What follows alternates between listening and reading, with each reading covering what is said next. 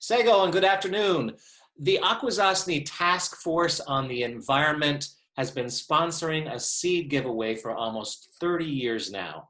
This small nonprofit community-based organization was at it again for the last couple weeks, including this past Saturday at the IGA building in Akwesasne. Twice as many people showed up from last year. About 242 people were involved, people who ordered seeds and then came to pick them up. And it just shows how much Akwesasne are willing to provide for themselves and continue the centuries-long tradition of growing their own food. And now is the time to begin that process with gardens.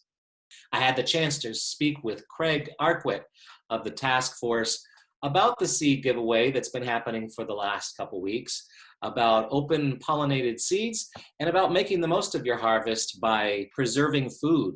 Let's take a look. So, Craig, tell me a little bit about the Akwesasne Task Force seed giveaway, and were there any changes this year because of the social distancing? Yes, this year with the issues of social distancing, that provided a lot of challenges to ATFE, the Akwesasne Task Force. Normally, we would have our seed day event. It would just be one day, and would be done in about 2.5 hours, and we'll be out of the seeds. This year, it lasted about 2 weeks. We started taking orders April 23rd, and that went on right up to May 2nd. That's when people had their chance to pick up their garden seeds.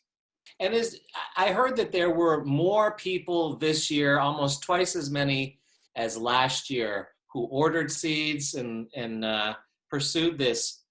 Do you have any thoughts about that, or any explanation in your mind why that would be happening? I think it's just with this virus, it just made it become a new reality. It became real of that we needed seeds. We know that more people are out of work, and so they need something to supplement what food they have. When we talked before, you talked about a pretty huge variety of seeds that you guys do offer, with some additions this year, some lettuce and broccoli and cabbage. But you also mentioned something about open pollinated seeds, and I thought that was interesting. Can you talk a little bit about that?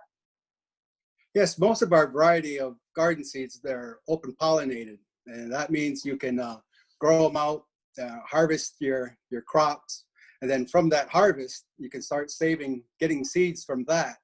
And that's what you can use for your seeds the following year.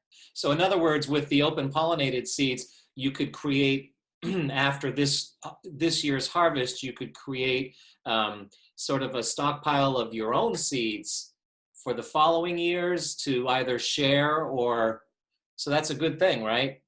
If this really takes off, where the community is banking their seeds, right, and providing, pooling it together through ATFE, that becomes just more.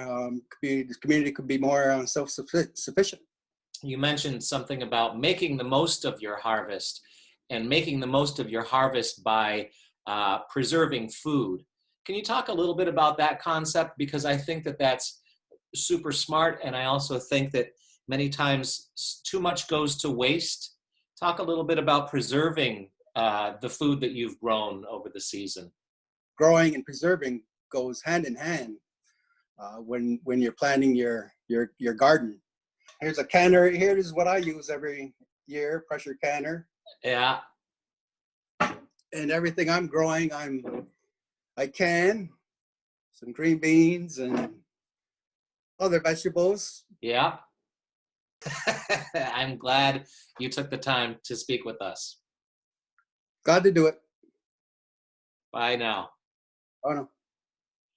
So, Nyawa Craig Arkwit for speaking with us. I also wanted to mention that the SRMT Agricultural Department is offering to till your garden if there's a need for that. And for information about that, you can call 518-358 5937 extension 7 and speak with Ida Thompson about having your ground tilled.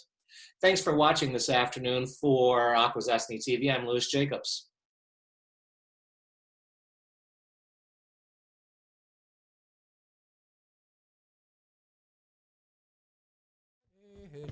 Yo, honey,